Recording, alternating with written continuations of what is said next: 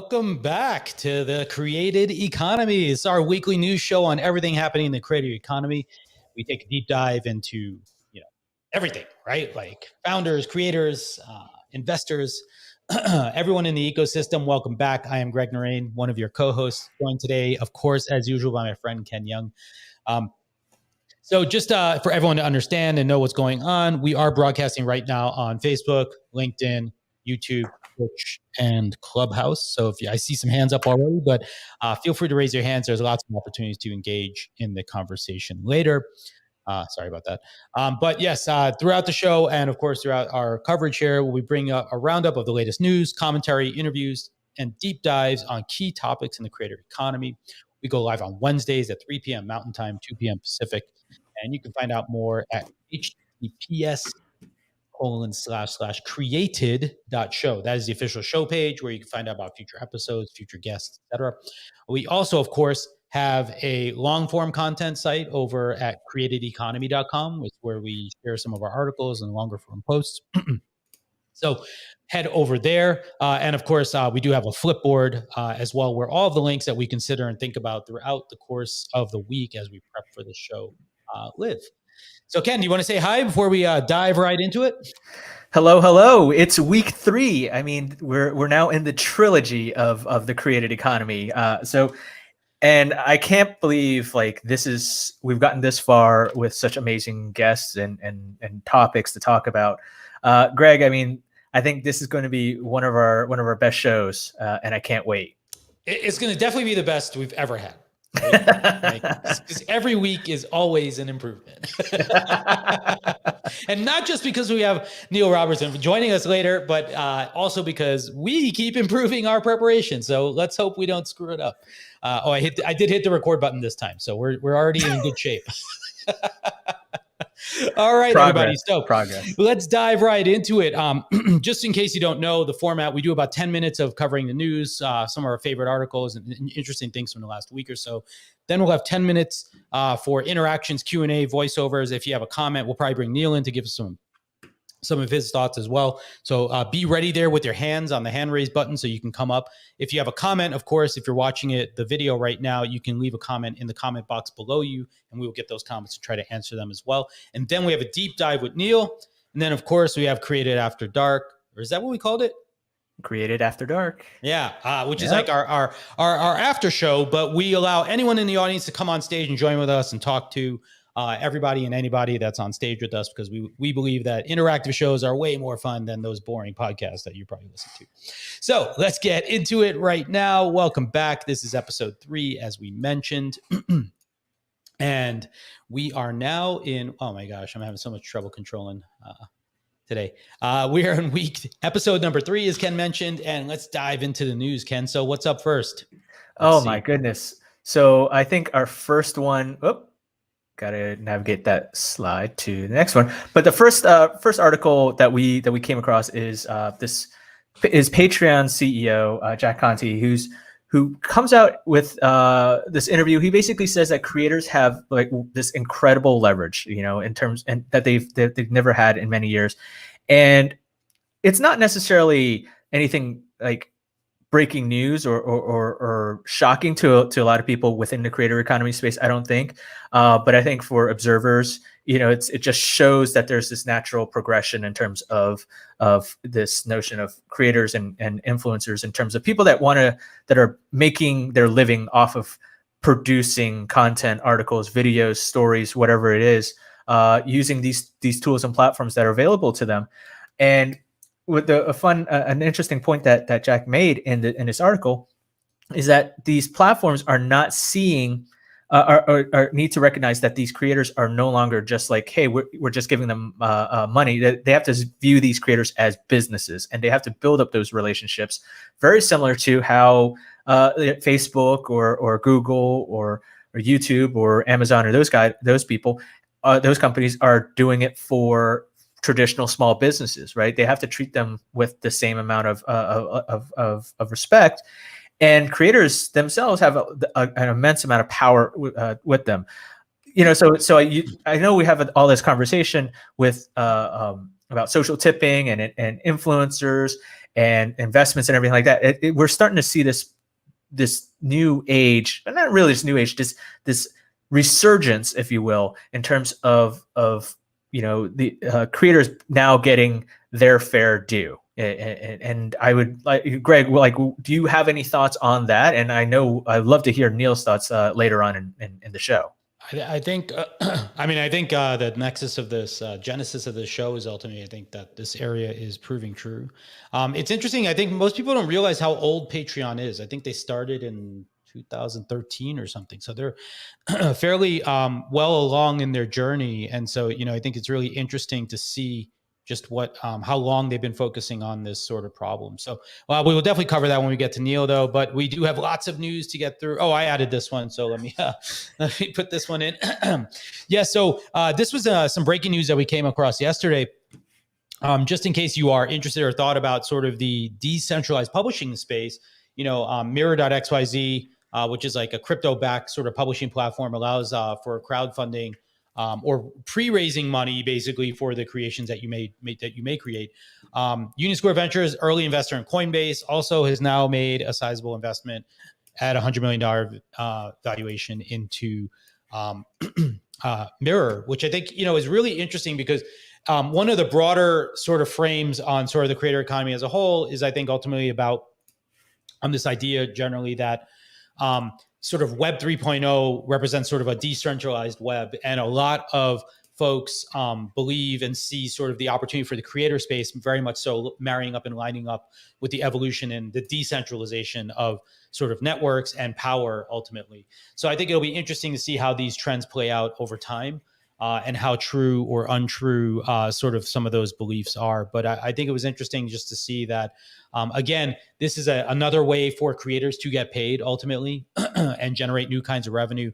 In this case, I would call it like the pre-funding as opposed to, say, the post-funding, which we're usually used to today. How soon do you think that will we actually start to see a creator economy company become a unicorn? Besides, the Patreons and everything like that, we're like this new age of creator economy startups. So I guess it depends on what kind of company we're talking about. There's probably a number of them. I think if we look historically, and I remember Molly from Index Ventures, I saw her speaking yesterday at an event. She actually pointed out that the tooling side, for example, has already netted us many billion-dollar unicorns. You think a company like like Canva, right? For example, Figma, some of these other tools that actually are enable and empower sort of creators to deliver their craft. Obviously, most of the platforms are unicorn companies already. So it is very easy to imagine that there will be other billion-dollar unicorn-style businesses that exist above and on top of it. And I think we've actually seen that already. Like Cameo, I think, is already a billion-dollar company. There's a number of them for sure. So I will continue to watch this space because I do think we will see a great deal more evolution in this arena. So jumping into some YouTube news, I think I had also sort of found this article interesting, largely because, again, speaking to your point, Ken, where is some of this opportunity going, right? When you see a company like Linktree raising like $45 billion, that's not just to keep making homepages, guys, right? Like, and I believe, if we look to Asia as great inspiration of sort of like what is happening, what works, and what can drive and change the way we behave. Live shopping is a very normalized behavior. Interactive shopping. Where's our QVC, right? Like, we don't have that analog yet. And we are seeing more and more that there are new startups, creator tech being created to sort of power or enable some of this tooling. This is not new stuff, by the way, right? It's been there forever, right? Like we've had, I remember at Shoot, we had shoppable Instagram like ages ago, like probably like 9 years ago, where you could we integrate with product catalogs and you could tie it into products. Other things like Instagram shopping already enables you to do some of these things. But I think there are now special purpose tools being created around this that provide a horizontal approach to this. So I think live shopping has a lot of opportunity as well. And there's going to be a lot of growth in this area as we continue to move forward. So this one, and kind of keeping along the lines of with live shopping, I mean, Google's been really testing the boundaries in terms of what they can do for YouTube. And this came out from the protocol last week, where their R&D arm, Area 120, has been testing this concept of can they produce some sort of a digital merchandise platform for creators, right? And I think this potentially could could be an opportunity for creators to sell their own merchandise and have it being fulfilled through the Google YouTube arm. Now, who knows whether or not that's actually going to come to existence? Clearly, right now, this is just a trial. This is an experiment that that Google's R&D arm is doing. There's no estimated time frame on whether this will actually be available to the creators of whatever caliber, whether you have like a bajillion followers or 400 followers or whatever. But I think when you look at every other platform kind of doing this arms race for creators, it's only a matter of time before this comes to fruition. Although doing merchandising in e-commerce is going to be very tricky. There's a lot of complexities involved into it, I'd imagine. So this is going to, I think Google is right to be taking it step by step and toying around and seeing what could they do to make it easier for creators without going full out beyond their wheelhouse. Yeah, and we certainly know the power of YouTube to drive sales and conversion. So I think it's an interesting opportunity for sure. Now let's get into a little bit of news from the Instagram universe. So Ken, go ahead. Oh man! So last week there was some news from Instagram where they're saying like, oh, we will hide the likes, right? They'll give account holders the option to hide likes, and it's more for mental health. And we had talked about last week. One of the articles we talked about last week was influencers burning out, right? And you look at that like button, the number of likes you get, and you can kind of get overwhelmed. It's almost like you're being gaslit to assume like, hey, why do my photos get like only two likes, or why does my content, my you reels get 2 likes? Wow, you're I know. I mean, I'm pretty good. Like everyone should follow me on Instagram. I mean, clearly because my photos my content's amazing. But imagine, but that's just for me, right? And I posted a photo over the weekend. I was at the mall, and I'm like, oh, I didn't see the number of likes rolling in, and I'm not expecting like thousands. It's like, oh, just dozen or whatever. It's all good, just to see that acknowledgement. Didn't happen, but it's like you felt this. I don't know, this angst in a manner of speaking. So it's a matter of, so hiding it is one way to psychologically get it out of top of your mind. But reality, according to this article from The Information, that's actually the like metric isn't actually what creators might care about the most. In reality, it's about the share, right? Are people sharing your content? And in doing so, it extends your reach, extends your content's reach, so that more people are exposed to who you are and the type of work that you do. So I think as we look at how we vet influencers, how we vet creators, how we vet like the performance of something, maybe instead of just like, oh, it's garnered, I can produce content that garners like 10,000 likes. It's like, how many times has it been shared, right? And I'm do sure people Neil actually have a lot to say about this? Exactly. I think we're just like, I hope Neil's just taking notes, because I think we just got a lot of stuff going that we're just going to throw back at him. It's like, hey, what do you think? All right. Well, let's get to some Twitter news here real quick. Oh yeah. So here's a slew of threads or tweets that I found, or I think I mostly found interesting. I did have last week a bit of a reaction to something that our friend Hugo had sort of mentioned about sort of investing in creators, which got me to sort of thinking about and scratching the itch about, well, what does it really mean to invest in creators? And so you'll see, I have a tweet thread over if you follow me over at Gregarious. By the way, if you are not watching the live stream, or one of the things to note is Ken has been sharing out links to all the articles that we've been discussing. We probably need to figure out how to get those out to our Twitter account as well. Oh, they're going on Twitter right now, dude. Oh, they are? All right, good. Yep. But yeah, I did put together a small graphic just to sort of categorize and summarize sort of the opportunities for investment. And really, I think the most important part is really comparing what the traditional sources are versus, say, like the creator-oriented versions of them as we continue to move and react to this ecosystem. Next up, we had Twitter Spaces, in case you didn't know, is available on the desktop. So you can now listen to Spaces, I believe. You cannot start them from the desktop, but you can listen to them from twitter.com. I haven't actually seen this personally on my own yet. So we'll see how that works out, but I think it's coming at some point soon.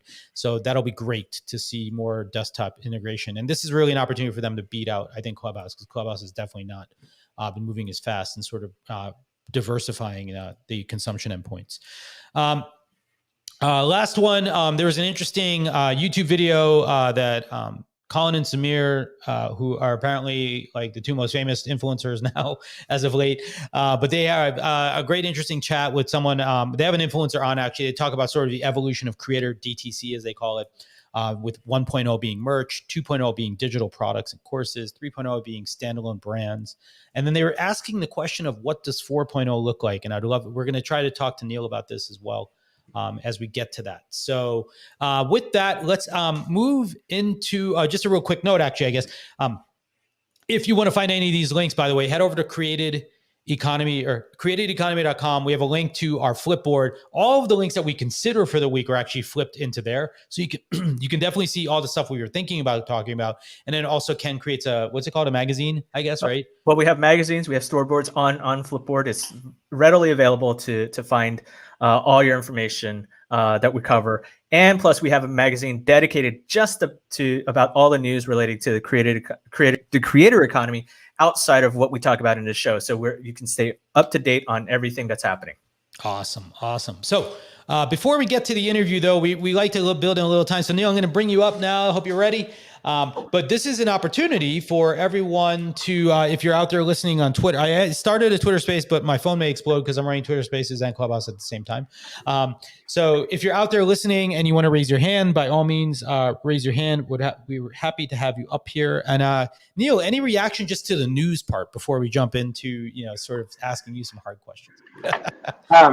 Well, I did take a lot of notes on almost every single story. So I could give you lots of reactions. I think at a macro level, my reaction is like another week, another like incredible addition of momentum and inertia to the creator economy, right? That I've been doing this for a while, and if we were sitting here 5 years ago, we wouldn't have had this much to talk about. Right? we could have maybe been like impressed that some more big creators joined Patreon, and that was kind of the news of the week. But now you've got tier one VCs like USV putting money in. You've got fintech getting funded through Mirror. You've got big platforms building this like canon of creator monetization tools that's sort of emerging. Like everybody has to have tipping and subscriptions and merch and commerce and affiliate. It's like there's 5 or 6 things that everybody has to have. It's incredible. But one of the things I will say, in terms of like what Jack's sort of like continued very positive drumbeat about the spinning flywheel of the industry is, I think a lot about like sort of like expansion revenue and sort of moving from one bucket to another when it comes to the creator economy, because I don't necessarily think that what we're witnessing in the creator economy is like this net new behavior of people taking their wallet out and spending money on something they had never spent money on before. I think that a lot of the current flywheel of the creator economy is coming from other places. So for example, I'm going to date myself, like 10 years ago, a lot of people spent billions of dollars a year on ringtones, right? I mean, there were companies that made $2, $3, $4 billion on people like doing ringtones or like ringbacks, like remember all that stuff. So 99 cents, it was repeated, right? So you'd get your AT&T bill and it had $43 in Ariana Grande, I never bought one ringtone actually. I never did either. Yeah. I didn't. It's not a behavior that I understood, but it was a very young person's behavior, right? So then something that we're probably more familiar with, we went into like the 99 impulse app economy, and a lot of the money moved from buying digital media sound to digital media to apps. And I really fundamentally believe that what we're seeing in the creator economy, really like the first penguins off the kind of revenue boat, is a shift in, again, from $99 app purchases into $99 subscription purchases, because you're really buying kind of like creator access in some shape or form. I think that the scale of those things has like expanded maybe like 10x at every single one of those junctures. But I think a lot of people are like somewhat skeptical, like, is there subscription fatigue, that's going to happen, all this kind of stuff. And it's like, no, this is like literally just a change in digital media consumption. And so, I couldn't argue, or more vehemently in Jack's, lane that it's time. This is time, right? And we're just in the very, very early innings of what we're seeing. The decentralization conversation is massively interesting as well. I have a bunch of thoughts on that, but I'll pause for a second and see if that rings true. No pun intended. Well, and by the way, Neil, I would argue, we've always paid for creators. It's just that they tended to be in this heralded sort of like very guarded place, surrounded by a moat of sort of like very large, big money institutions, right? Like, but like how many people bought cable just to buy HBO, just to buy one show, right? Like, or like how many people became customers of HBO for Game of Thrones and nothing else, right? Yeah. So the behavior's actually been there as well, right? And I think that's what like even the cable complex has been scared of, like unbundling, in a large degree because of sort of like that breakdown, right? And so like you see like Netflix and other people playing around with these models, like where they're like, well, we're not going to release all the shows at one shot anymore, because guess what happens? I sign up for a month and then I just watch all that show and then I leave, right? And so I agree with you that this behavior has actually been there. The thing I have a hard time with, I guess, as we look and think about the future, is the replacement income greater or equal to or less than what we used to spend, right? So I give you an example. One of the common, like when I attack our own space, right? When I'm like being pessimistic, right? What I basically say is I was like, great, people were complaining about paying $250 a month for cable. Are they going to really have more than a $250 a month creator bill every month, right?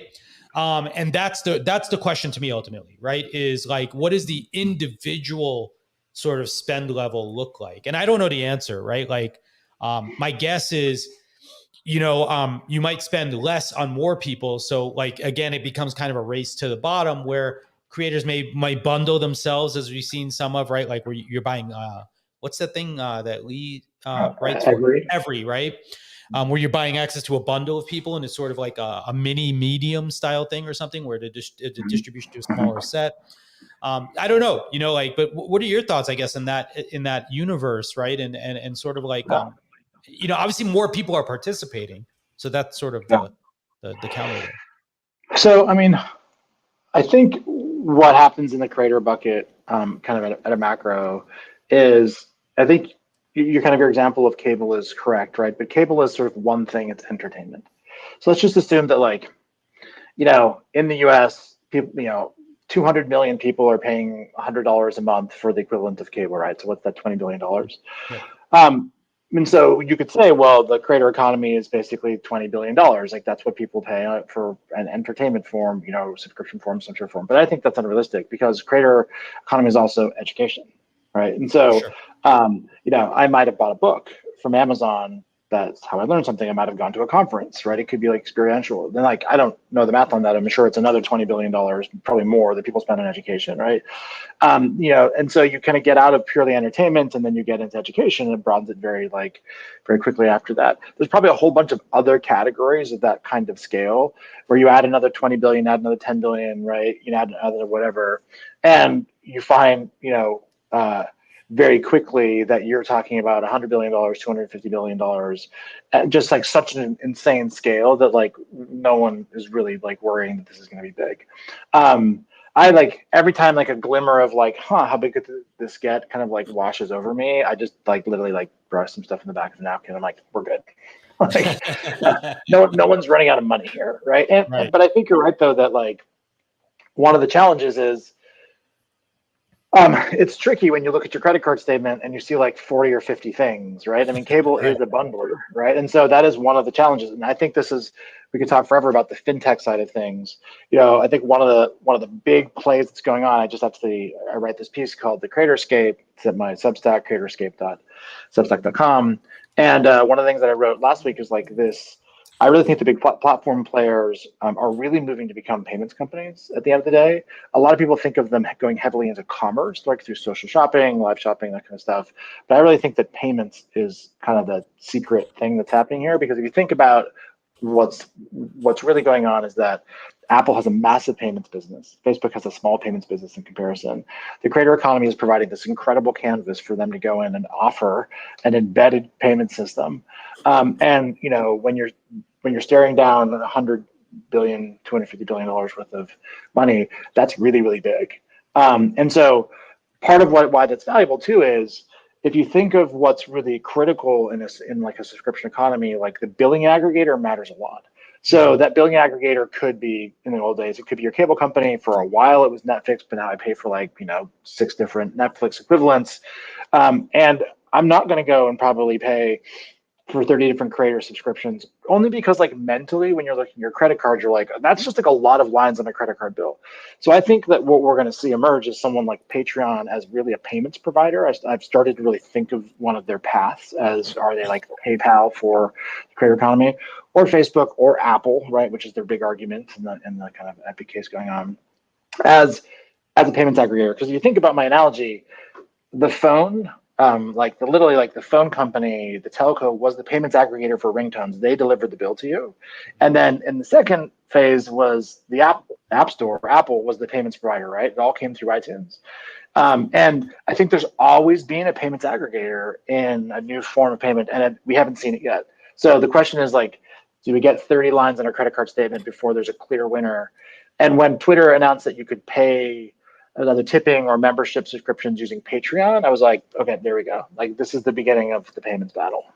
So does Patreon? So 2 questions there is: does Patreon wind up being the AT&T of the creator economy? And then secondly, can you to kind of put us all in this equal footing? I mean, we're talking a lot about creators on the show, but there's also like pre-pandemic, there was like years ago we were talking about influencers, right? And those were it's like, oh, I have like 15,000 followers or I have 17,000 followers on Twitter, therefore I'm an influencer. Is there a difference? How do you define between the two? Can a creator be an influencer, and can an influencer be a creator? Sure. Let's leave that firebrand of a topic for the latter one, because I'll take the easy one first. So it's fun to play armchair startup CEO quarterback, especially with Patreon. I believe that Patreon has 3 fundamental ways that they can succeed, or ways that they can go forward and like build an even bigger value. One is becoming payments infrastructure for the creator economy. I think there's a lot of indication that says it's like going to be a significant part of their business. The second is, and this is part of their, not the last announcement, the one before, is where they really go heavy into becoming a discovery engine. Mm-hmm. And this ties back to something you were talking about centralization versus decentralization, like around the Mirror announcement. I think discovery is like this very hidden but extremely important topic, because it really differentiates kind of like 2 types of companies: the Udemy discovery type of company or the Teachable type of company. The Facebook, we're centralized, we're giving you discovery, or the decentralized version of that, with the BitClout version of that, or whatever the case may be. So that's the second thing. And then I think the third thing is that I believe that Patreon has enough revenue that they could figure out how to become a next generation platform, which I'm calling like a subscription subsidized platform, where they could be the next social platform where a lot of content is, where there really is no ads, because they make enough money to fund all the things that a big company needs to do, trust and safety and all the kind of crazy stuff that you've got 30,000 people, in a building dealing with. But the only challenge for Patreon is, I think, there's a kind of a complicated collection of type of formats. Some is podcasting, some is video, some is whatever. And platforms tend to need one format that they can excel at, right? Short form video or something like that. So I probably stack rank the inevitable outcome of Patreon in the order that I listed them, right? Where I think that like payments is probably the most likely thing that they just turn into a $10 or $20 billion business. They probably use discovery as a mechanism to just increase that business.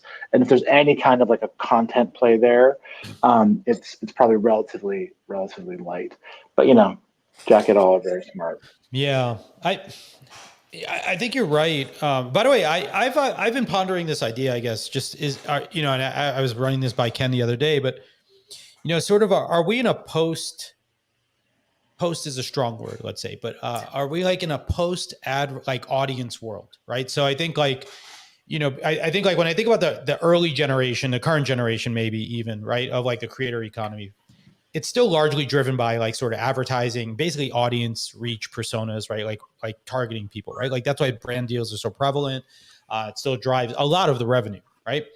It seems like what our aspiration is to move past that, right? Like to something that's community based, that's relationship driven, that is value driven, right? Where small audiences can small sets of people can be very or as fruitful, if not more fruitful, and certainly meaningful enough to a creator, right? For us to create like many more entrepreneurs in this domain.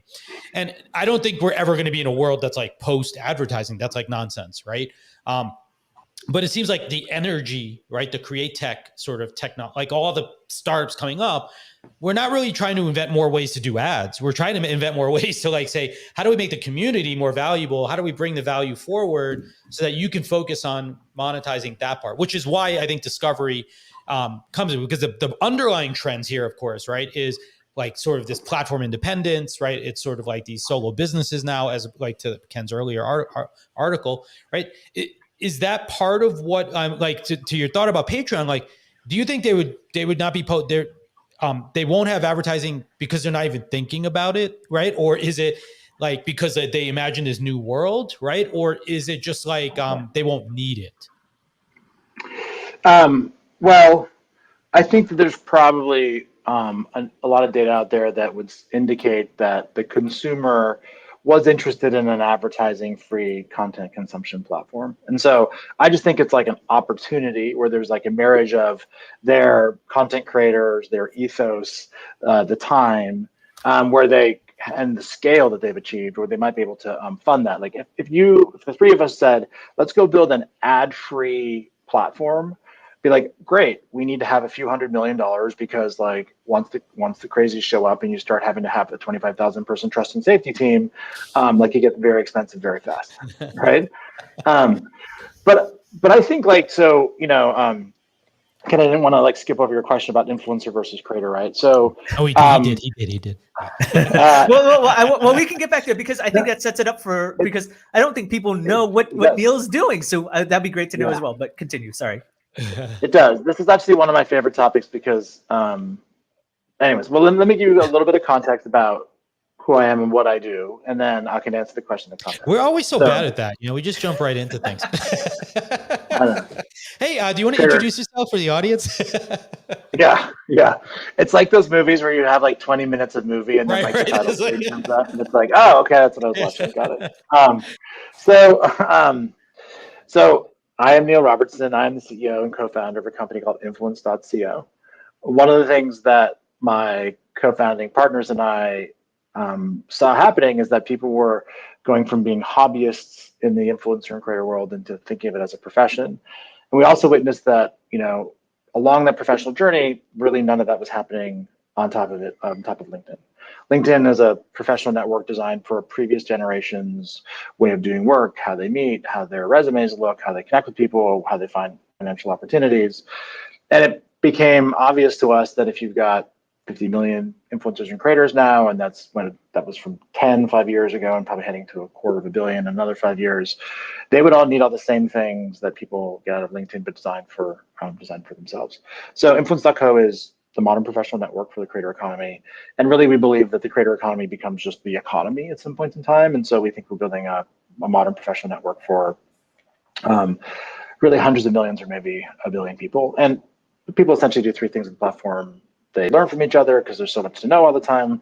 They meet people because creator journey is a solo journey, so you need lots of ways to professionally network. And they do have can make money in a few different ways. Some of that is through branded content, and we're also launching some direct monetization tools through our community product.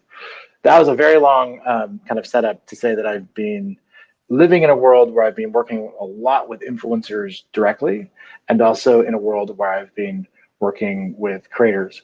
The difference, I think some of it is semantics.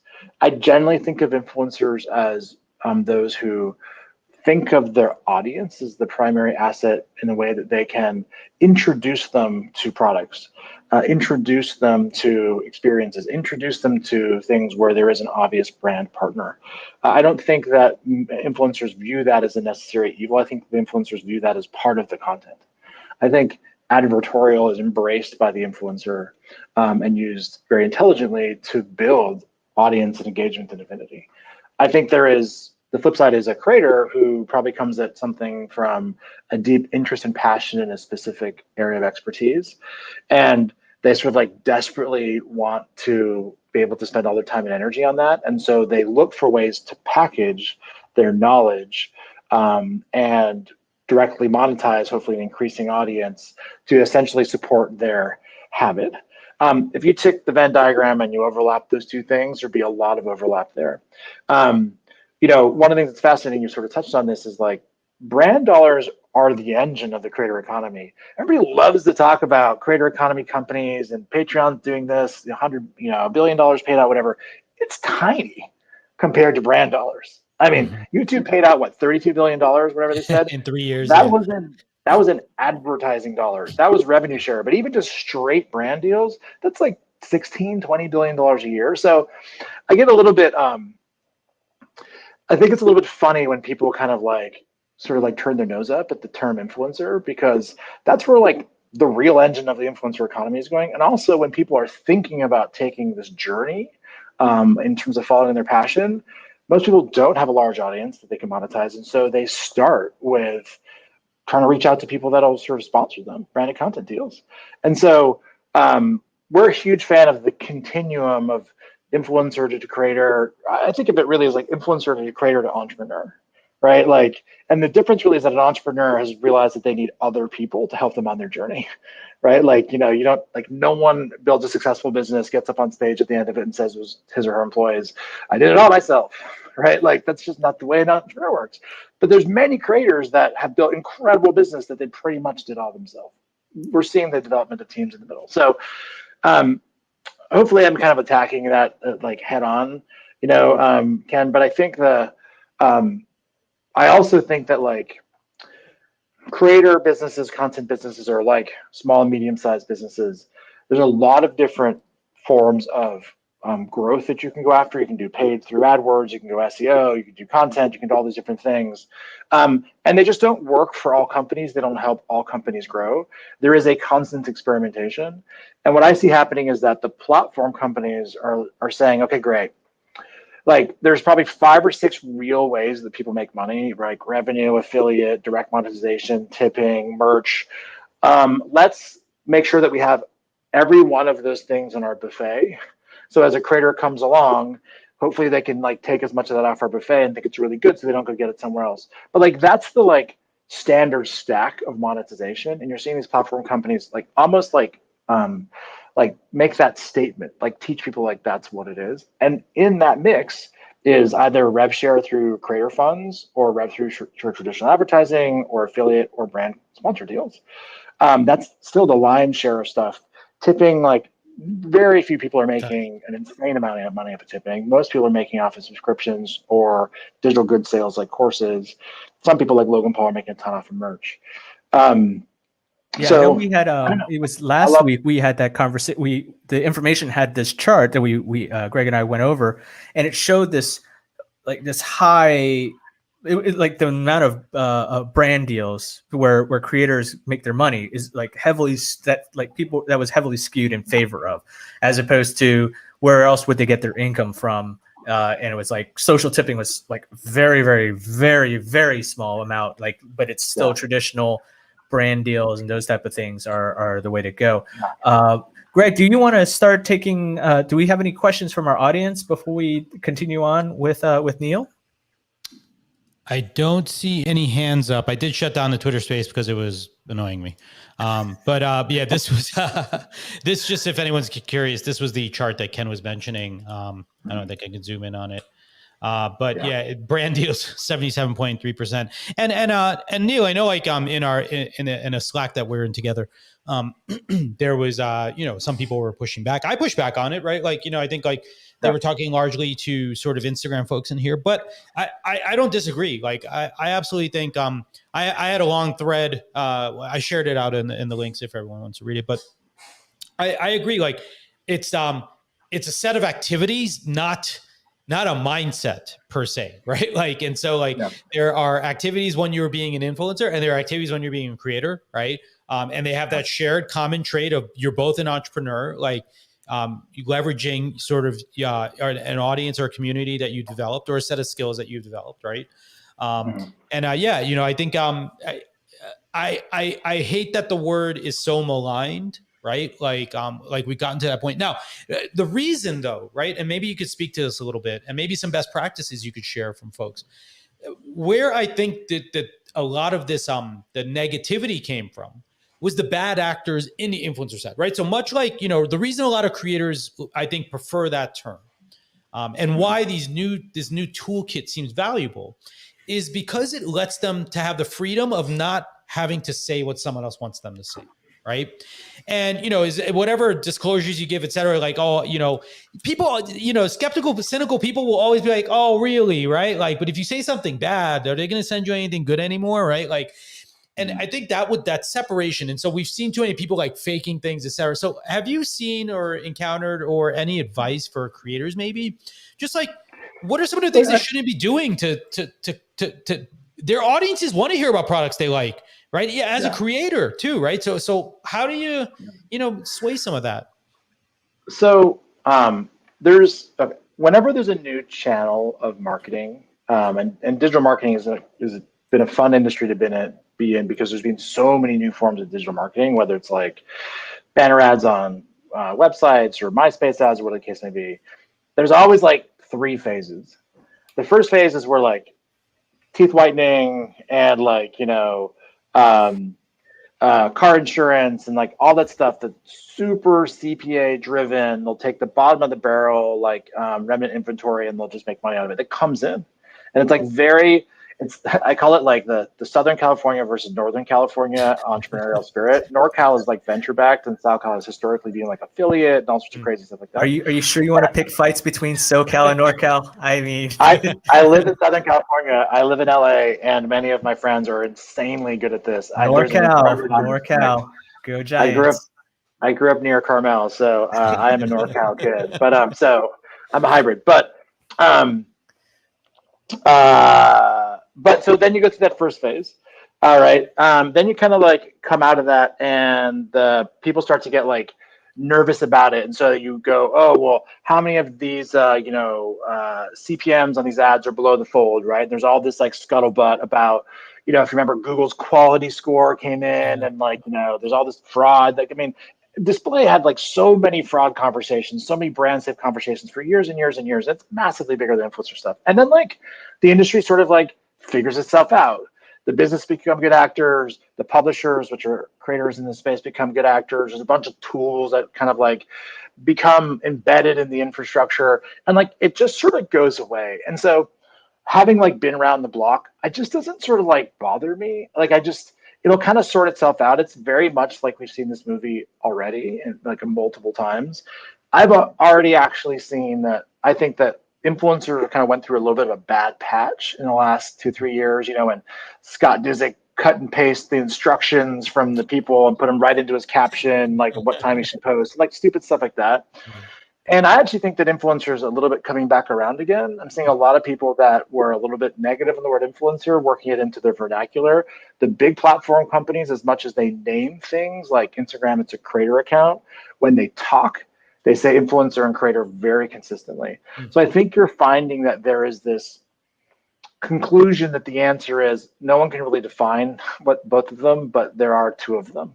Yeah. Because I haven't seen any company like say, we don't talk about influencers, that's bad stuff. So I think we're going to come back to a little bit of parity, because the flip side is, I think creator is a heavily overused word, right?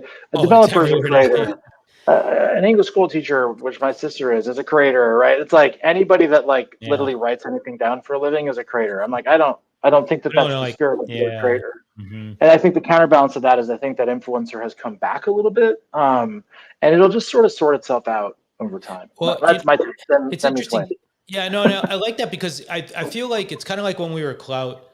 And Jason Falls has his book Winfluence, right? And he really makes a distinction between influence and influencer, right? And so, and I forgot, I'm still early in the book, but his idea is like ultimately the influencer is like the channel, but influence is the thing, right? And both of them can have that, right? But I think it's kind of like the car salesman thing. I think that sort of idea that you're always just hawking something is maybe what people are trying to shy away from. But I think, to your point, responsibly getting to a better place. Now, before we close up, before we go to After Dark, we have to ask you about this. So, what is Creator Rising? Because I don't know, my whole Twitter was blowing up about this. Yeah, that was announced just a few hours ago. So that's a nice little breaking news that we can cover here. Hot off the Twitter presses. I will say one thing before I talk about that. There's a reason we named the company Influence.co. I love that. Yes. And because we fundamentally think that, like, I grew up and what I was trying to do was like build character, but when I was working, I was making money for someone else. Now, I think this generation, when they like think of their first job, they're thinking of jobs where they can build influence because that makes money for them. That's the really like reverse in the sort of like flow of the value system that's happening. And I think if you listen to any podcast word in the world, the word influence is consistent in the conversation. Right. And we think it's a great name for a professional platform, but that's just me. I agree. Yeah. Good call early on in that. Yeah. Okay. Creator Rising. Ironically, Creator Rising, not Influencer Rising, but that's fine. I have had the pleasure of working with tons of people in the creator economy and speaking to people like yourselves through great Slack groups and Discord groups, et cetera. And one of the things that is part of my history is I come from a place where I spent a lot of time community building. I lived in Boulder for 1998 until 2 years ago, kind of went through the renaissance of Boulder, was very early on there, had one of the sort of big tech successes that helped put Boulder on the map when Brad Feld had moved there and was building Foundry Group, which was called Mobius at the time. I also have done that in Melbourne. I've done that in Puerto Rico. I've done that in a lot of places around the world and very passionate about seeing startup communities grow. And the creator economy started to feel a lot like a startup community to me. It sort of needed all the same things. It needed good organization of the investors, the angel money. It needed good organization of the service providers. There was sort of like layers of kind of like mentorship from everything like how you start a company to how you sell a company. It just needed like good organization. And the pockets of that have been organized really, really well. There's great, like we met through, Lee's, Slack group, which has a ton of startup company entrepreneurs in it. And that's been a really great resource for me. But what I think a few of us that have been looking at the creator economy realize is that there's sort of like parts of it that are not that well organized yet, because the creator economy has these funny dynamics. If I'm building a B2B marketing company like Next Generation CRM, it's me and my ideal customer profile. Like those are the two dynamics, and then whatever the big competitors. But in the creator economy, it's not just me and the person I'm trying to sell to, it's me and the big platform companies who are announcing competitive products arguably every single minute. It's me and the creators, which there's all different types of creators. It's me and the talent managers. It's me and a subset of the venture capital community that sort of understands the creator economy. And we just thought there was a lot of ability to like organize that better so that someone starting a company in the creator economy would be able to much more quickly figure out their orientation and make progress. In parallel with that, it's always great and encouraging and valuable to give people money. So 3 of us, myself, Adam Lurie, who's at Next 10 Ventures, who's going to be one of the most important people in the creator economy from an investing perspective over the next 10 years, and Christian Gamble, who is involved in sort of Next 10 and Influence.co as well. We basically pulled together what we call the stimulus program, where we are giving people, it's an application-based program. We're giving people $25,000 of pre-seed money. It's bring your own terms. So if you just closed a round and you want to dump us into that, great. If you don't have a round yet, we'll give you an uncapped safe note. Our mission here is to connect operators, money, and people that are in control of money, which is still one of the hardest things. And on top of that, one of the things that's challenging for creators is like it's pretty hard to find the first 100 creators to work with. Like even if you're like hunting around on Instagram or YouTube all day long, like it's a pretty hard thing to do. And we realized that Influence.co has, we have almost 300,000 members now. So Influence.co is a sponsor of it as well, where we give people access to our product to find creators that match their software products, and then a community product to sort of build a customer community.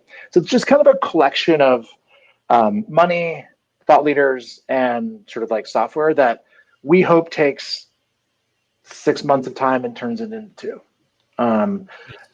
So Niel, in terms of the having covered a lot of, like, venture capital, a lot of investments in the past, like with on a traditional business side of things, right? It's like, oh, influence.com, your company is looking for funding, and you announce, hey, we raised like X million dollars from these VCs. Okay, I'll write that up. How is that? Is there any difference, say, from Greg, who's a creator around the fitness space, right? Gaining money from this. Are there any differences in terms of fundraising from that approach? Because I think people that might be watching this, like if they're like, hey, I'm my own person, I'm not part of this giant business, I need some sort of money. I can't do, there's no grants from like YouTube or Snapchat or Facebook that I can join.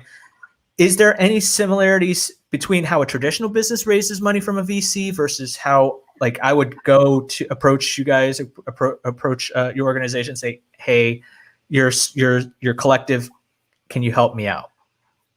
Yeah, so I mean, fundraising for creator economy companies and startups that are doing like AI or B2B marketing is basically the same. That said, there are some very subtle and important signaling dynamics that happen in the creator economy. So people talk about product market fit in general businesses. In the creator economy, you need like creator product fit, which means that you really need to get in front of a bunch of different creators. And it's not that easy to get in front of big creators, right? They're very busy. They might have talent managers in front of them. So we break down some of those walls for people because we have a bunch of creators that are involved in the collective, and we're increasing the number of people. And then also, I think it's tricky to go and figure out who is really got their antenna up about the creator economy. I think like what we've seen is this evolution from, it's very similar to like many other evolutions of sectors where like the early days, a lot of the brand name investors were not putting money in. So you see a lot of family offices that were putting money in. That was kind of like a lot of influencer marketing companies got funded that way. We're now in the phase that like more and more traditional, like kind of name brand institutional investors are putting in. But like we hear about a lot of stuff, but if you look at it, it's Andreessen and Bessemer and Insight and Index, right? Like at the end of the day, it's still a relatively small like group of people that are doing it. And you see a bunch of other funds. So there's some other great funds like Signal Fire, companies like that are like starting to like really look at it not as like we'd love to have a creator economy investment, like one in our portfolio, but like we want to make a series of investments in the sector. And it's like, it's very hard as a early stage startup founder to kind of know all that. Myself and the two other partners, Adam and Christian, were very connected to like traditional venture capital. So we just kind of know that information because we're talking to these people, and we can just save people a heck of a lot of time and energy. And like, the asset that you have the least of is time. So while it's $25,000 from us, we really think that the value is like massively more than that, because if we could just point you to 1 or 2 or 3 investors that are the right ones to hear your story, or we can get you connected to someone who is at TikTok running the TikTok creator marketplace, and you can get some insight into how they think about their business, and it helps you frame your story or frames how you can connect with creators. That's invaluable. And that's like, what's your other alternative? Like go on LinkedIn and send a whole bunch of like cold LinkedIn mails and get no response. Like this is all community building, and that's really what we're trying to do. Is there a difference? And I know when amongst founders, right? And Greg has often does a get unstuck room on Clubhouse, helping founders and entrepreneurs really figure out what's the next thing. There's that collaboration. Is there that same camaraderie within the creator space? The reason why I ask is I was on LinkedIn this weekend, and I saw a post from Daniel Roth, a LinkedIn executive. He runs LinkedIn News over there, and he had this, and he's fixated on, well, not really fixated. He's covering the creator economy with his Creator Weekly newsletter. The point, and so his recent poll was about like, do creators collaborate? Should they be collaborating? And it seems like if you're, you and I are in the same, type of creative type of avenue or space, is that something that often occurs in the creator space? So this is such a fun topic. So I would say like 5, 6, 7 years ago, by and large, the answer was no. I think that many like YouTubers who are like kind of the big predominant stars were very cagey about what was working for them. Same thing with like a lot of the bloggers, and a little bit because that sort of came out of the sort of like Southern California like mentality, and it's so competitive to find like you mine one good vein of gold for some like source that you can then turn into affiliate that you just are very play your cards very close to the chest. I've seen this sea change in the last 5 years in the creator economy, where creators now are almost desperate to collaborate. And I'll give influencers credit because influencers paved the way here. Influencers were really early on about like, let me shout you out, right? There's like shout out marketplaces you can go to. People like look at like Pear Pop now on TikTok and they're like, wow, what a novel idea. I'm like, that's not the novel idea, right? They just rebuilt it on TikTok, which is much more oriented at like kind of like shout out collaboration, but it's been going on podcasts. It's how podcast industry grew. It's been going on Instagram Live. Influencers really forged the way for kind of a collaborative environment. And now what we see in influence is people that are aspiring creators, they're like desperate to connect with other people that are going through the same journey for mental health reasons, for tips and tricks, for come and we'll walk around Central Park and we'll shoot content together. I need you to hold my camera, right? I mean, paparazzi cannot be done without someone else there. So you can imagine like whole paparazzi groups, which is like, please come take pics with me. But I think I'm so glad you brought it up because I think it's a very subtle transition that has happened slowly and then fast in the creator industry that changes a lot. Companies like Pear Pop wouldn't exist if the mentality was like, why would I share my clout with you? Mm-hmm. But like now that's a very standardized mechanism for growing your audience. Ken, let me ask a follow-up question, actually, Sure. or related clarification. Were you thinking about at the creator side or at the creator tech side? You're asking me or asking Niel? I'm just curious. If not, I'm going to ask Niel about the other side. Well, no, I think in general, it's all universal. I think it's a universal question. It's the creators themselves. Are they prone to? Is there a territorial issue at play within the creators themselves? Now, talking about from the creator tech. I think there's a lot more territorial issues at play because it's like they want it's like a land grab, right? We're putting out, Snapchat, Facebook, YouTube. They're throwing out They're throwing out millions of dollars. They're creating funds. They're creating these new products and features and tools to entice people, and they're going to hold on for dear life.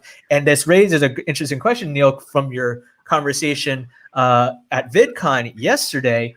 You had mentioned something about this. You're saying it's almost like you were skeptical in a way, and that's my word, skeptical, about these platforms that are launching these tools to appeal to creators. But it's more basically about shoring up their defenses against competitors. Mm-hmm. I hope yeah. I'm quoting you, paraphrasing you. Could you elaborate on that? So if you've got a bunch of different platforms. There's like, let's say that your Facebook, you've got Facebook video and your YouTube and your TikTok, and that out in the world somewhere there is some brilliant 16-year-old that is making video content, and right now she's got 5,000 followers, but that woman is going to be a megastar, right? Like you are desperate to make sure that they start building on your tool stack before they build on top of the other tool stack. That they start contouring their content for your format, short form content on TikTok versus longer form content, etc. And they're getting really like wed to your products. And I've had conversations with the major platform companies where they have described it exactly as this. They are waging battles by buying like contracts, like Ninja goes to Mixer, or Will Smith did the thing where he went to Facebook and not to TikTok. I can't remember what it was, right? That's kind of like a tried and true sort of like talent battles, like old school like movie cinema, like Hollywood studios like buying talent from each other. But really, where the battle is being waged is in the person with 25,000 followers that might be 25 million in a month and a half if things go well. And so I do think there's like a hyper competitive thing going on here between the platforms. It's almost like someone like a scout looking in the farm leagues, right, and trying very desperately to find that like amazing like pitcher that no one's heard of before. That said, I think that the platforms are also pretty aware that like rarely does someone build only on one platform. And so another thing that I think is happening is that people are looking at essentially their funnel from like just audience acquisition to like where they can get like affiliate conversion to where they can get membership communities, right? Really, there's like a correlation between steps of the funnel and like monetization sections, and they're figuring out what platform those work best on. And it's a lot of that is because of like feature complexity, right? So, in Instagram, you can only have a swipe up when you have 10,000 followers and you can't put live links, right? Which is why people roll off to Linktree. But like in other places, like on YouTube, you can have a bunch of live links in your descriptions. And there's a whole bunch of like stuff that goes into figuring out like what platform is the best place for different parts of your funnel and how to cross promote. And so I think they know that they live in this world where like it's not a winner take all world. But they play parts of the game as if it was, and parts of the game as if it was this very like egalitarian, let's all just like rise the creator economy together by giving them tools. So they want the best of both worlds. They do. And I think the long play is let's just increase the amount of what's going on in the creator economy. This goes all the way back to the top of the conversation to Jack Conte's flywheel video, right? I think he summarized what's going on in the creator economy so well. And you've got the platform companies almost backed into a corner where just the game theory math says they should play, because they have basically had game theory math says we're not going to play for the last 5 years. I mean, when we looked at Instagram's API, I don't know, X number of years ago, literally in their API terms of service, they says may not be used by an influencer network. They didn't want people to use their API for influencer stuff. They were very against it, right? Mm-hmm. Snapchat was like, we don't like creators. Creators are like businesses. We're going to put them in the media side of our company. Now Snapchat is like bear hugging every creator they can find on the street and asking them to make spotlight content. I do not think the platform companies were like, Bing, like we see where we're going to be in 5 years. Let's navigate there. They have been backed pretty heavily into a corner, right? And they're putting on the happy face and being like, we're here, it's Christmas, creator monetization tools. But I think it's more of a survival mechanism, frankly, than it is yet, because things change, a deep-seated ethos about what drives their business. At some point in time, I would say they probably had the same antithesis with mobile. Mobile was like an annoying thing where the experience was slow and they hated delivering it. And then they woke up one day like Substack and said everything's mobile.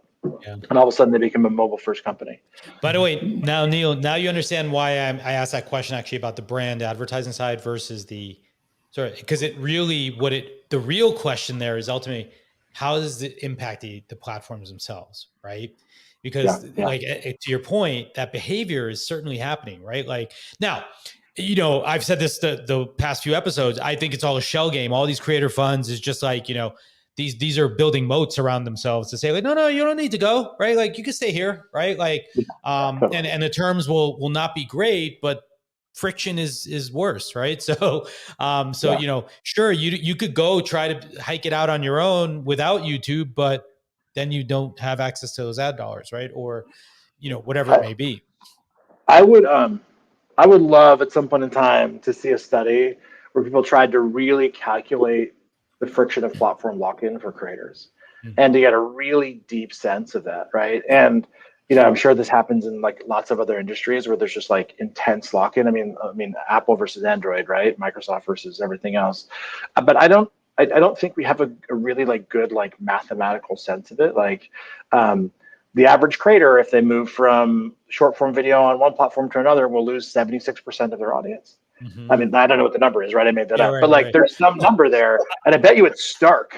I'll give you a good analog. I was had a chat yesterday with some young guys building a tipping platform, and we were talking about the decentralized use case, and they were like, "Oh, but there's no fees," and I'm like, "My ass, there's no fees. Do you know what gas costs to actually take your money out of those platforms, right? That's like 40%. I'll gladly pay 4% to Stripe compared to 40%, right? After you take out all the hurdles, right? Like I had this existential chat with my co-founder. I'm like, so what do you think Twitch, it's ridiculous. It's 50%, obviously, right? So there's obviously room in there, But realistically speaking, right, those users aren't free either, right? Like they're subsidizing them, they're hosting them, they're scaling them out, right? Like they're recruiting them constantly. Now, I'm not justifying the 50% rate, but I guess what I am saying is most people don't do the math on what the costs are actually to hold that customer where they are either, right? We didn't talk about the decentralization thing, but I think that there's obviously this huge sort of like crypto driven, kind of like Mirror XYZ driven sort of discussion about moving to decentralized social platforms. But I have always said one thing: people exchange utility for privacy, and people will exchange utility for distribution. Mm-hmm. And I think that people vastly underestimate the power the platforms have over people when they can get them into the algorithm, get them onto the For You page, whatever. And like, you'll readily pay that 50% to Twitch because you can go on Twitch and become a star. Like, I can't go on BitCloud and become a star. Like, not yet, right? I mean, I can't, go on Mirror and have tens of millions of people look at my stuff because the algorithm is in front of them. It's why Coinbase, the centralized company, is the most valuable, valuable company in a most people have never world. bought an ad though, so they're not aware of like what an ongoing marketing cost actually looks like, and what it would eat into, and how it would perform, and all the work required to keep generating new and interesting advertising that would actually keep drawing new customers in. But we've got some folks in the audience. I just wanted to create an opportunity for us to, of course, go after dark now. This is what does this mean, by the way? All right, we have a little part of our show. It's the last half hour or so. It's called Creative After Dark. And the goal really is ultimately to bring the audience into the show. So if you are out there, I see some of you in Clubhouse, I see some of you watching on the live streams. We don't just want comments. We want to hear your voice. We want to give you a chance to ask questions and talk to Niel directly. We don't think we have the best questions. We know you likely have way better ones. So feel free to raise your hand. We'll bring you up. You can ask a question. If you're shy, feel free to take your time and think about it, even though you've heard us chatting for a while. But yeah, so I do think that this is some of the challenges I do have in the rush to decentralization, is because I feel like, there's so many parts that you have to be very careful with, in that transition. And if we thought like even like going from free to like barely charging, imagine the friction we're introducing when we're like, oh no, don't just charge. Like you have to go get a wallet. You have to like do KYC, right? Oh, and then you can never get your money out, right? Like those are really, really high bars to like lay on your customer. Yeah, and like, if you go, side note, I'm a co-founder of a blockchain company, so I'm not anti-blockchain. I'm just, it's just more like I'm not either, right? I'm hugely long on it, but the state of the world is now, right? Like if you want to send someone $1, USD in Ethereum, it's going to cost you $7 to move that $1, right? So it's just not practical, right? There's other like technologies coming along to try to like reduce that, but there's a huge amount of like sort of like whatever rent-seeking cost accidentally, if you will, right, in blockchain right now. So I think there was actually a really the Decoder podcast actually had an interview with the head of chief legal counsel for Spotify the other day, talking about like Apple's 30% and all the different like kind of dimensions of it. It was a really, really fascinating and honest dive into like a lot of these complex issues around like trust and safety and what are the real alternatives and like what value does Apple really provide, like. But realistically, Spotify and Apple, they're not exactly on the best terms, period. No. Like he wrote his op-ed or whatever. One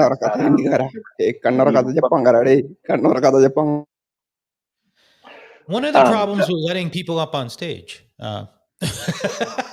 Sorry. But yeah, I think there's some hidden costs here that I think like if we're going to have a true comparison, then we should talk about, right? Like, I think it's inevitable that we end up where we've been talking about. The timeline, however, is not tomorrow, right? Like it's years, right? Most likely. And the big folks, they can drive people to action, in different ways than the emergent economy, I think, right? Well, and so I talked about this concept very briefly, what I call the subscriber subsidized platform. And loosely, imagine you have a platform where like some of the creators have relationships with their audience, a la Patreon, and the core company is making money from that. The core company can take that to essentially provide the rest of the infrastructure for creators that are not making money from their audience. And then you have kind of this hybrid of a paid service and a free service. Like, think of it like purely in the video context. I think it's going to take something like that to emerge and evolve and have enough money moving behind it that they can sort of like change the core ethos of the company to having something that's not engagement oriented. And then we get into like a whole different discussion about decentralization and algorithms and things like that. But it's going to take a long time because you need someone to come from scratch and get to a certain amount of revenue where they can think about that kind of approach. For sure. Satish, I see Satish, you're up on stage. Did you have a question for Niel or for us about anything we've talked about today? Yes. So it's a very interesting topics, what you guys are discussing. And yeah, Ken, really a big fan of Flipboard. I think, using it ever since it was launched. I think the team at Flipboard is doing a great job. So I had one question about Flipboard specifically. Do you manually curate the topics that comes up, or do you use some sort of a machine learning algorithm to pick trends to show relevant topics? So how do you separate a noise and fact checking content into your platform? Oh, that's a great question, and a question I get we get asked a lot. So we we use we have a recommendation engine. We use an algorithm that and for most people, this is what they get. You know, when this is your feed, this is when you onboard onto Flipboard, you choose whatever you're passionate about, and it could be, you know, as granular as the creator content as a topic, or something as broad as virtual reality or technology, science, whatever, right? And the content that largely surfaces in your feed, in your main feed, is algorithmically recommended, right? And then we have controls so you can fine tune it. So it's like, oh, I don't want to see from this particular source, or I don't want to see this from this particular article anymore. You can also also pull what other pull articles that may be relevant to you based off of the people that you follow on Flipboard.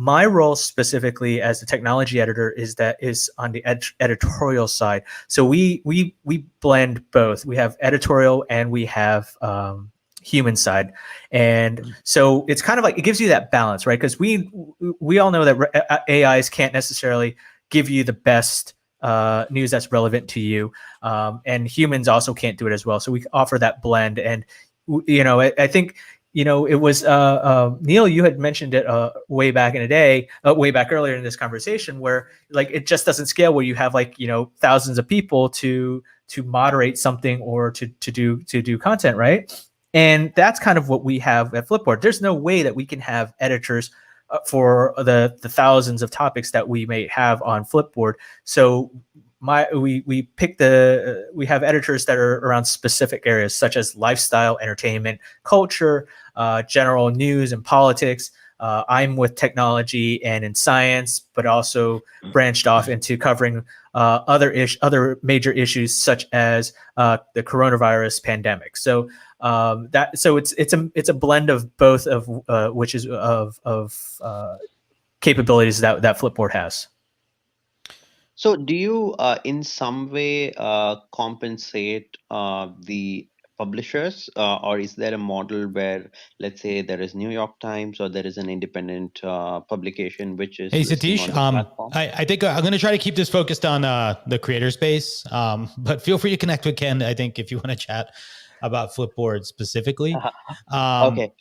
So even with the created economy, I had another question. Sure. So in terms of the entire DeFi platforms, I've been personally involved in the crypto space for almost a decade now. I mean, about 8 years. We've been accepting crypto as payments in our. So I personally run a B2B SaaS company. We're 10-year-old. And so in one of our product, we've been processing it for almost 8 years. So we've been having some exposure on that vertical.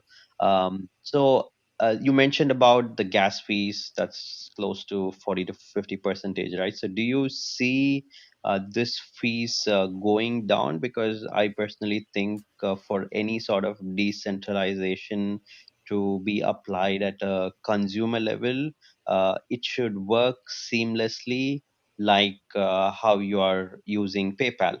So, for example, I should be able to deposit, withdraw, all of that happens seamlessly with an predetermined or at least realistic fees. How do you see that happening?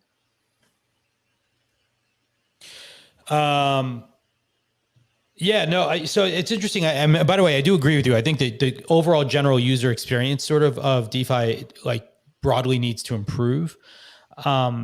My guess, honestly, is that side chains will be one part of the solution.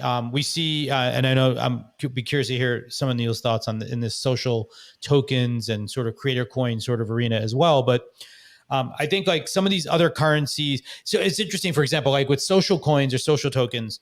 Like for example, I have the AMA coin on Rally, and in a lot of ways, we're designing or advocating the use of these coins as a way to hold or hold as an expression of value in the community itself, as opposed to be using fundamentally as currency, right? So for example, I prefer to think about like social tokens as as a tool for gating, more so than as an actual currency that you exchange, right? And so one of the advice or sort of that we often hear here is don't use it in place of currency, right? Like don't use ETH when you want dollars, right? Because of like or any of these other factors, especially though with social tokens. So we say, for example, though, however, much like Twitch, say you have to have a certain number of channel points to be able to like unlock a certain behavior. That feels like another good use case of sort of some of these tokens in the universe, right? Now, I think on the flip side, right?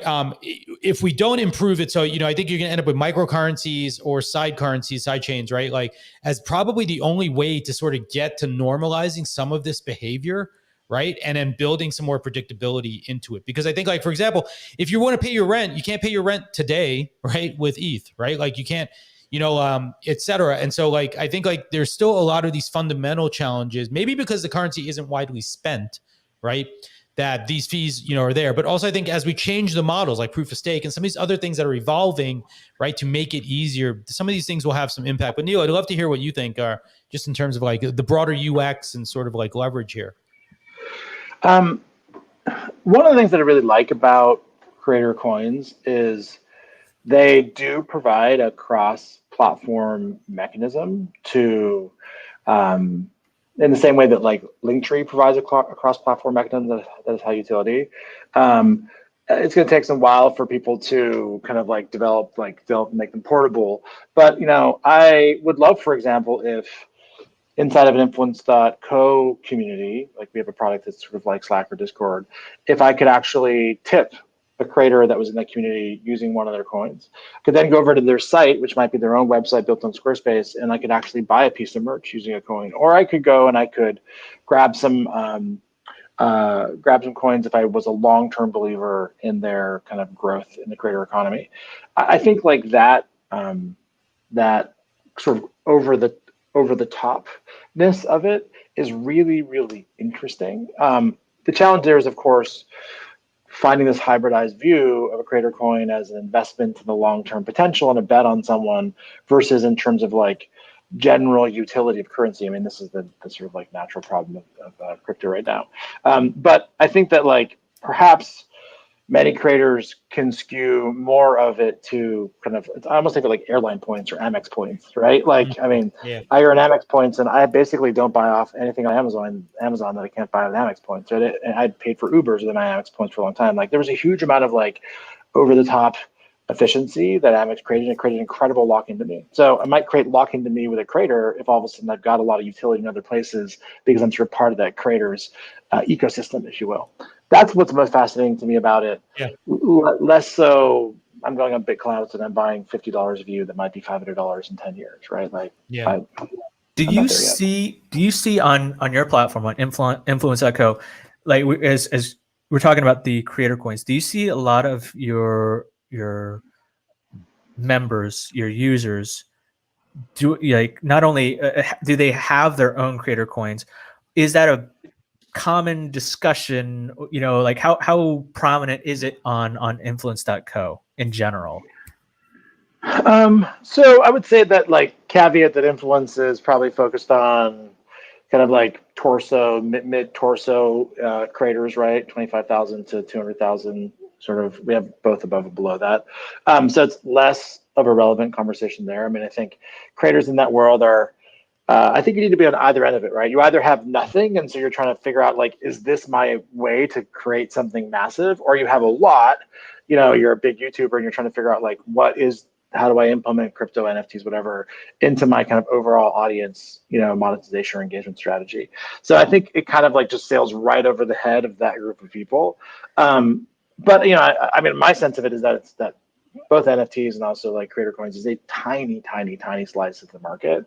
Not that it won't get bigger, but that like, just like Coinbase provided essentially like kind of a utility layer that abstracted all of the complexity.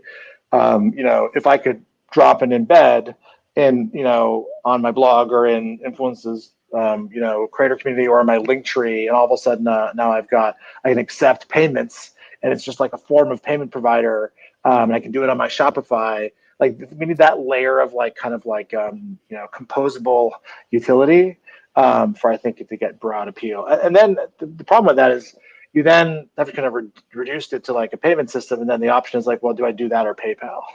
Yeah. Right. And so like Right. it's a tricky landscape for that, I think, to have like very large breakout success right now, short term. Greg, Yeah. do we have any other questions from the audience? No, that's it for now. And you know, we're getting close to time as well. Thank you, Satish. We appreciate your question. It was good to meet you. Thank you, guys. Thanks for being with us.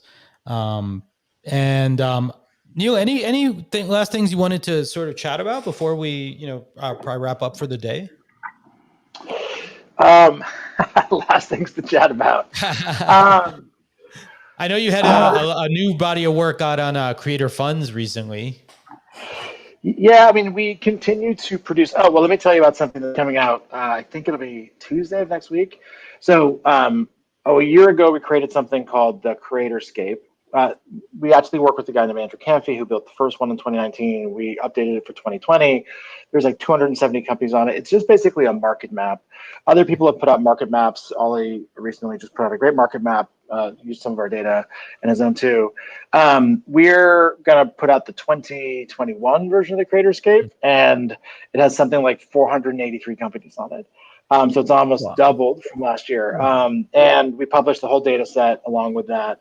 So hopefully people will find that a high utility piece. We've had to create a bunch Where of will that be, by the way, for folks? We'll put it out on my Twitter, which is Niel R1. Also, we'll put it out on influence.co. Hopefully, it will be so widely distributed you won't have a hard time finding it. We will definitely share it as well, so make sure you follow Thank you. That's going to be a big body of work. We're putting a lot of effort into it, and it's amazing that the number of companies has doubled in the last 12 months. I am scared already of the 2022 version because I'm going to need a much bigger piece of paper to put all the logos on. Now, let me ask you a question, Neil. In the doubling there, we were talking about previously sort of like how creators being sort of applied sort of broadly to like every end user. Are you seeing like the misappropriation, I guess, like at the tool level, right? And so I guess more like how like, you know, like my guess is there would probably be 1,000 people who would say that they're creator tech, right, to some degree. Yeah, if you want to piss off a bunch of people, come up with a taxonomy out of nowhere and make it public. Make it, yeah. And so it's like, yeah. And so you know, when we put out ours last year, there was a bunch of people that were kind of a little bit nitpicky about where they fit. Ollie Forsyth just put out one, and there was like a bit of like kind of griping. So I think like what I've seen is that a couple things. There's so many companies now that we've actually had to increase the number of categories. So we added a newsletters category, we added a crypto category.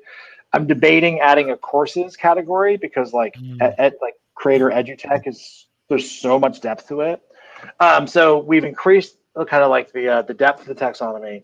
The other challenge is the opposite challenge, which is There's all these platforms now that have become multi-category companies. So you've got, Gumroad is memberships plus digital goods. Right. You've got Yeah. companies that are like, I think Mighty is events plus courses plus community. Kajabi is, everything.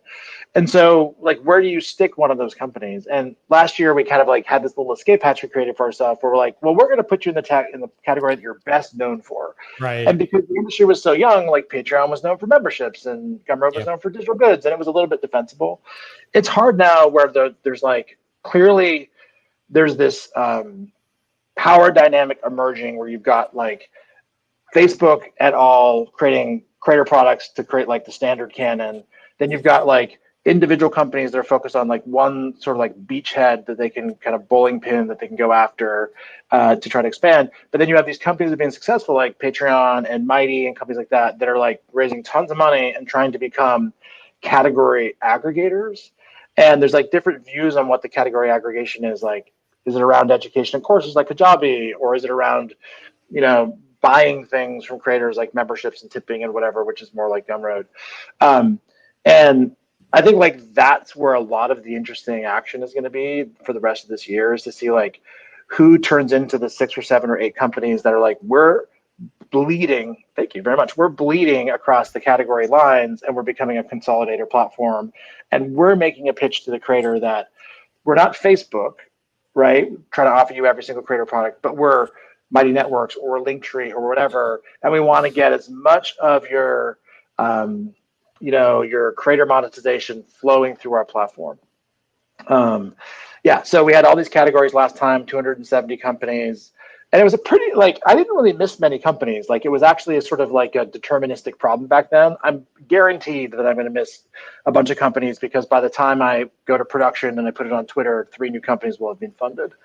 I think that's the same thing with like the Lumascapes, right? When they cover different areas, like you will always miss something. I don't think Luma's going to take as much heat though, because Luma was outside the space and he was but it's like Lumascape doesn't matter. Like, it doesn't, like Lumascape across whatever they do. You're gonna end up looking like Scott Brinker's thing, which is like 17,000 companies in it.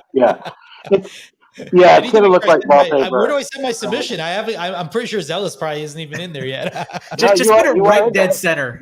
Center. Yeah. But it's interesting, Neil. I guess the broader question, right? Like, the problem that you're trying to reconcile is a question that I hear from venture capitalists, for example, when we try to fundraise, et cetera, isn't there just going to be massive consolidation, right? Like, where's your mind on that, right? Like, well, so we're actually out raising our kind of next big round because Influence is doing incredible right now.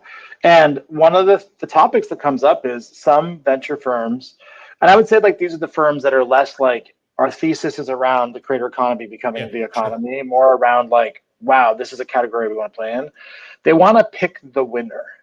And it's like, there's consolidation, but it's like there's 27 things and 4 of them at a time are getting consolidated. So I don't think that there's a winner. Like, I don't think everybody's going to say, well, Kajabi is the creator economy company. Like, I'm a creator. I'm on Kajabi. Like, they're going to do really great in edutech. Yeah. And I don't think Mighty is going to become the reference platform for every creator in the world, or Pico or whatever. These are all great companies.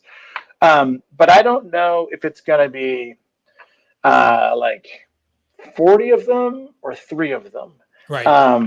And it's funny, we had this great conversation on Clubhouse about link in bio tools, which has like, it's like a microcosm because there's like 70,000 link in bio tools. Yeah. And the question is like, in 2 years, will there be 500 of them or will there be 3 of them? And so like it's turtles all the way down, right? Like you kind of have this problem. It's just so funny, like I'm in your the accelerator program that you've been running internal, like the beta program at Influence Go. And I remember on the day when we all met each other, it was like 10 companies, but all of us had a link in bio, like at least a capability. If not, that was like the primary thing that we did, right? Yeah.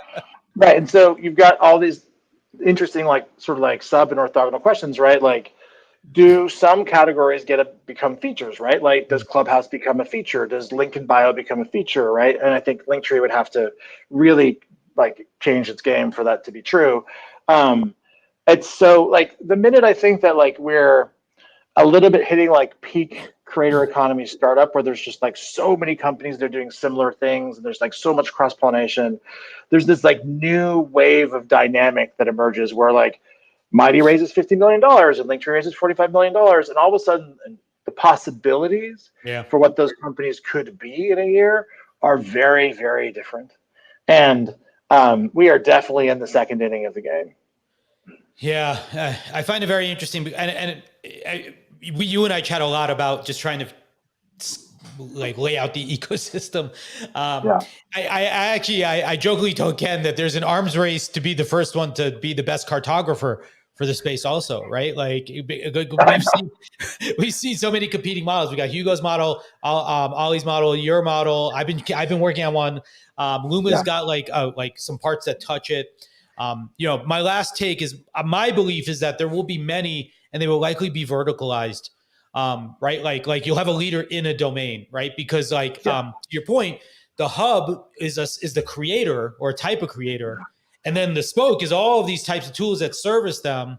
And then you'll even have these specializations where I only use this wedge because like I don't have a book in me, right? Or I don't have a course in me, but I do consulting and I do newsletter and I do this. And so the other parts are irrelevant. I don't want to pay for them. I don't want the complexity of them, right? Et cetera, et cetera, et cetera, right?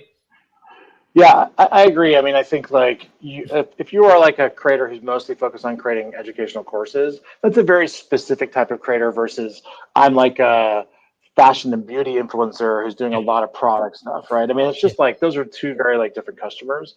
I will say though that like there are a few companies, and this is a very self-serving description, there are a few companies that are horizontal, that it doesn't matter what you are, they're useful. And that's why link and bio tools are so prevalent. Right. And Professional Network is also a horizontal tool because we can create sub-communities on top of our platform, just like LinkedIn does for lawyers versus digital marketers with their kind of groups product.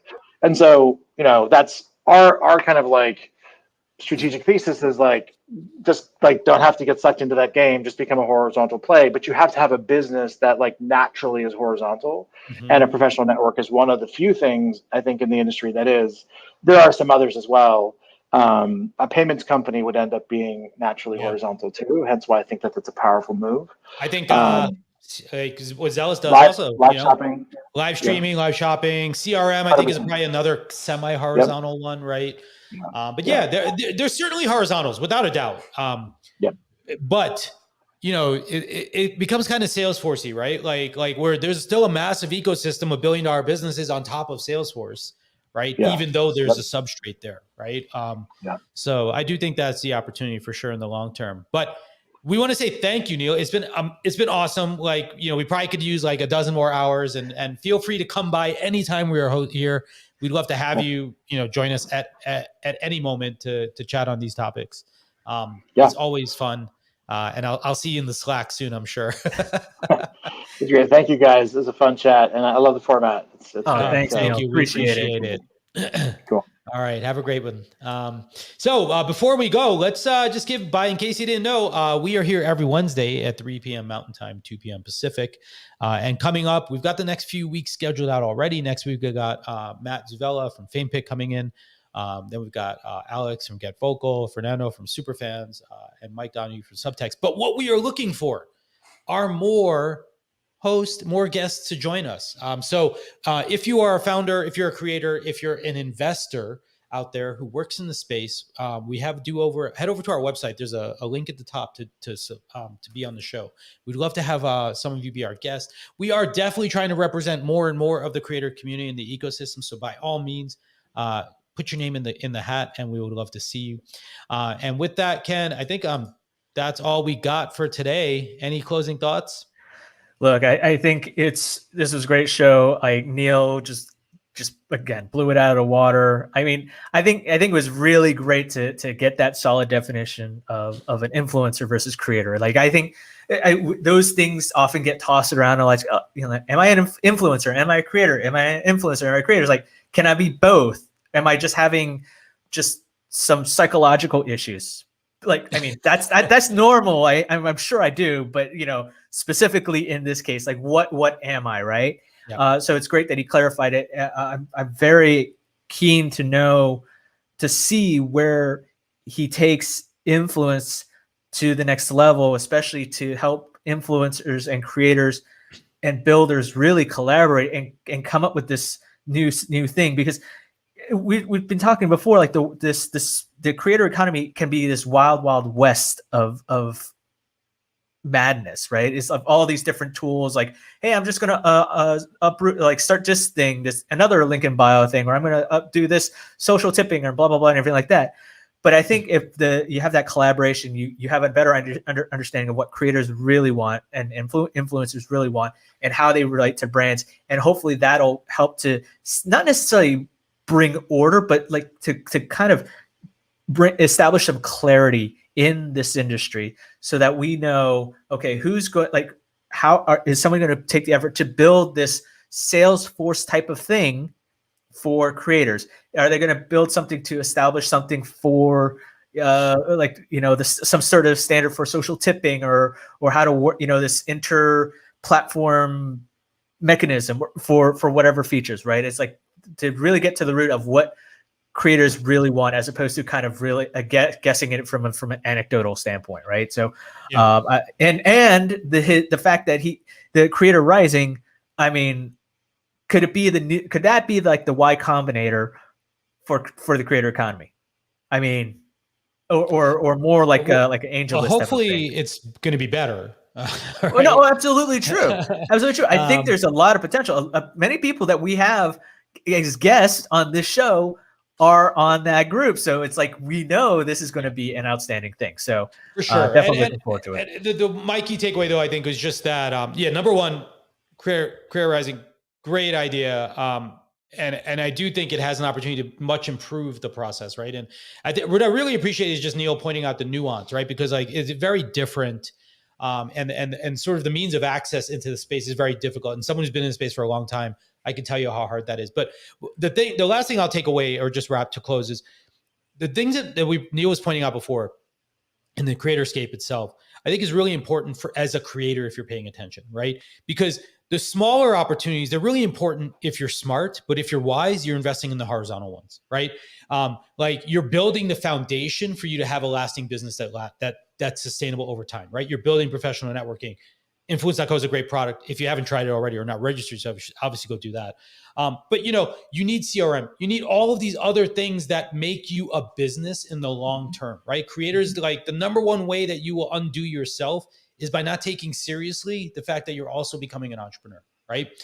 Work on your craft, get good at that first. Don't worry about the business stuff. First, get the other part right. But once you do, start to think about these things, right? It's so much easier if you start with them from the beginning. And that's what I hope ultimately we get from building tools and creating this ecosystem, is ways that you have to think less about doing the business parts, but still be good at it, right? So let's hope that that's what ultimately, like Creator Rising, like ultimately nets out, right? Is a way for creators to be successful without having to sell their soul into the business world. And that's what I hope I can help with. And I hope all of us are here watching the show and participating in the process. So with that, thank you, everybody. Ken, great to see you again, my friend. Likewise, looking forward to next week. Turn your lights on, by the way, today. Oh, that's true. I know. It's always one thing, right? It's always all right. one thing. We'll see you next week, everybody. Bye-bye. See ya.